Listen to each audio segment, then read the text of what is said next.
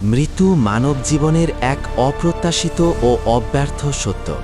প্রতিটি মানুষই একদিন মৃত্যুর মুখোমুখি হবে, কিন্তু মৃত্যুর প্রকৃত অর্থ, রুহের যাত্রা এবং পরকালের বাস্তবতা কম মানুষেরই জানা। এই গল্পে আমরা দেখব একজন হিন্দু ব্যক্তির মৃত্যুর পর রুহের যাত্রা, তার অভিজ্ঞতা, ফেরেশতাদের উপস্থিতি, পরকালের কষ্ট এবং তার কৃতকর্মের জন্য চরম শাস্তি। একজন হিন্দু ব্যক্তি সারা জীবন মাটির তৈরি দেবদেবীর পূজা করেছে, কখনো আল্লাহকে একক রব হিসাবে মানেনি। মৃত্যুর হিসাব হবে এটি সে কখনো বিশ্বাস করেনি। আজ সে শুয়ে আছে মৃত্যুশয্যায়। ঘরের মানুষ কাঁদছে, ডাক্তার বলছে সম্ভবত শেষ সময়। পরিবার তার হাত ধরে আছে, কিন্তু সে এখন এমন কিছু দেখছে যা ঘরের কেউ দেখতে পারছে না। তার শ্বাস ভারী হয়ে যাচ্ছে, হৃদয় দ্রুত স্পন্দিত হচ্ছে, কারণ অদৃশ্য শক্তি এবং মৃত্যুর ফেরেশতা আজরাইল উপস্থিত।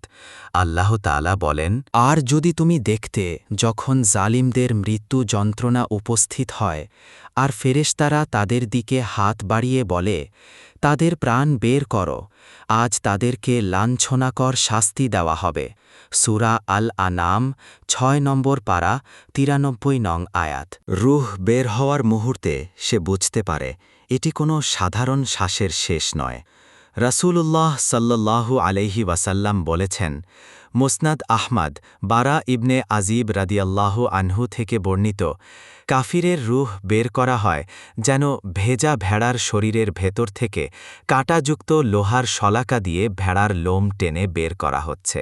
প্রতিটি শিরা উপশিরা কেঁপে ওঠে, প্রতিটি মাংসপেশি ছিঁড়ে ফেলা হচ্ছে। চিৎকার করতে চায়, কিন্তু কোনো সাহায্য আসে না। চোখের পাতা কেঁপে ওঠে, শ্বাসকষ্ট হয়, হৃদয় দ্রুত স্পন্দিত হয়। আজরাইল উপস্থিত হয়, তার মুখ কঠোর, চোখগুলো লাল, পালানোর কোনো উপায় নেই। ফেরেশতারা তার প্রতিটি অঙ্গ আলাদা করছে, তার গলায় চাপ দিচ্ছে, আর তখন রূহ বাধ্য হয়ে তার শরীর থেকে বের হচ্ছে। হাদিসে বর্ণিত, মুমিনদের কাছে ফেরেশতা উজ্জ্বল ও শান্তিময়, কিন্তু কাফেরদের জন্য কঠোর এবং ভীতিকর। বারা ইবনে আজিব রাদিয়াল্লাহু আনহু, মুসনাদ আহমদ সহিহ হাদিস। রূহ ধীরে ধীরে শরীর থেকে আলাদা হয়ে ওপরে আসমানের দিকে উঠে যায়। কিন্তু হাদিসে এসেছে, যারা পাপী তাদের জন্য আকাশের দরজা বন্ধ, ওপরের কোনো পথ তাদের জন্য খোলা নেই। আর তখন রূহকে ফেরেশতারা নিচের দিকে ধরে নিয়ে আসে, আর অন্যদিকে তার পরিবার শুধু দেখতে পায় তার হাত পা ধীরে ধীরে শিথিল হয়ে যাচ্ছে, আস্তে আস্তে শ্বাস ভারী হচ্ছে, মৃতদেহ স্থির হয়ে যাচ্ছে। তারা ভাবছে এটাই বুঝি শেষ নিঃশ্বাস, কিন্তু তারা জানে না রূহ ইতিমধ্যেই নতুন অদৃশ্য জগতে প্রবেশ করেছে। রূহ বের হওয়ার পর দেহ ঘরে শুয়ে থাকে, তখন পরিবারের সবাই মিলে মৃতদেহ পোড়ানোর প্রস্তুতি নিচ্ছে। তারা ভাবছে দেহ পুড়ে গেলেই সে স্বর্গে যাবে।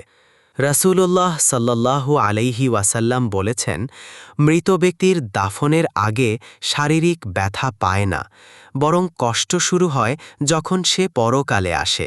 সহিহ বুখারী, সহিহ মুসলিম। অর্থাৎ দাহ বা আগুন রূহকে আঘাত করতে পারে না।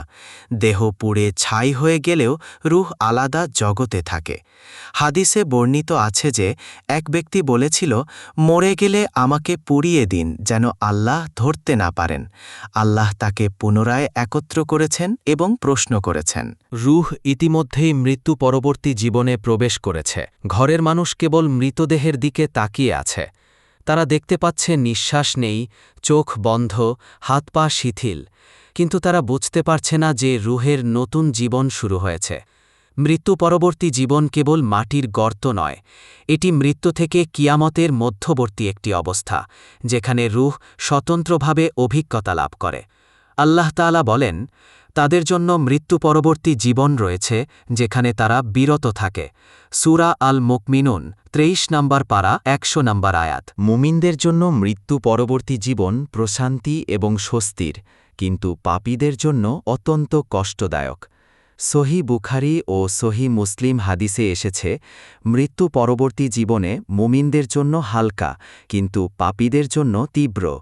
পাপীদের রূহ প্রতিটি মুহূর্তে কষ্ট অনুভব করে, শ্বাস নিতে কষ্ট হয়, প্রতিটি অঙ্গ প্রত্যঙ্গ ছিঁড়ে ফেলা হয়, হৃদয় দ্রুত স্পন্দিত হয়। রসূলুল্লাহ সাল্লাল্লাহু আলাইহি ওয়াসাল্লাম বলেছেন, দাফনের পর সব মানুষ চলে গেলে মৃত ব্যক্তি তাদের জুতার শব্দ শুনতে পারে। সহিহ বুখারী।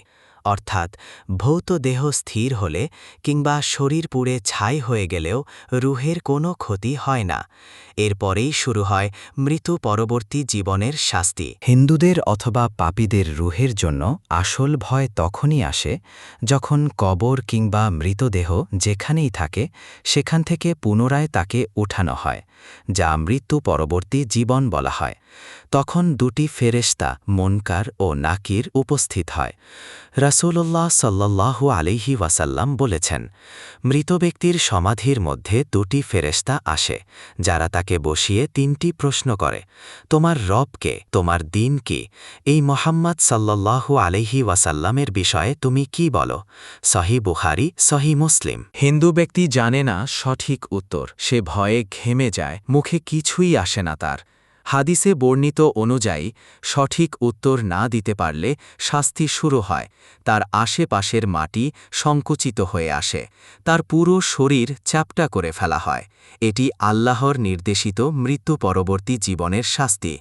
দেহ ছাই বা পুড়ে গেলেও তা আবার আল্লাহর নির্দেশে পুনরায় নতুন দেহ তৈরি হয়।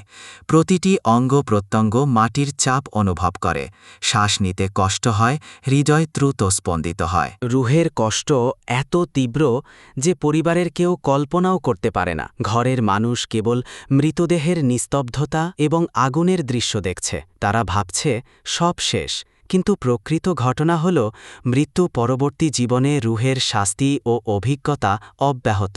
রুহের অনুভূতি প্রতিটি মুহূর্তে তীব্রতর হয়। প্রত্যেকটি স্পর্শ, প্রত্যেকটি চাপ, প্রত্যেকটি শ্বাসের সঙ্গে মৃত্যু পরবর্তী জীবনের যন্ত্রণা বৃদ্ধি পায়। হাদিসে সরাসরি উল্লেখ আছে, মুমিনদের জন্য সমাধির জায়গা প্রশস্ত ও শান্তিময় হয়, কাফিরদের জন্য সংকীর্ণ ও শাস্তিপূর্ণ। প্রতিটি অঙ্গ প্রত্যঙ্গ চাপ অনুভব করে, হৃদয় দ্রুত স্পন্দিত হয় এবং এই কষ্ট কখনো থামে না। আল্লাহ তাআলা বলেন, তোমরা যেখানে থাকো মৃত্যু তোমাদের ধরে ফেলবে, এমনকি যদি তোমরা উচ্চ ভবন থেকেও পালানোর চেষ্টা করো। সূরা আন-নিসা ৪ নম্বর পারা ৭৮ নম্বর আয়াত।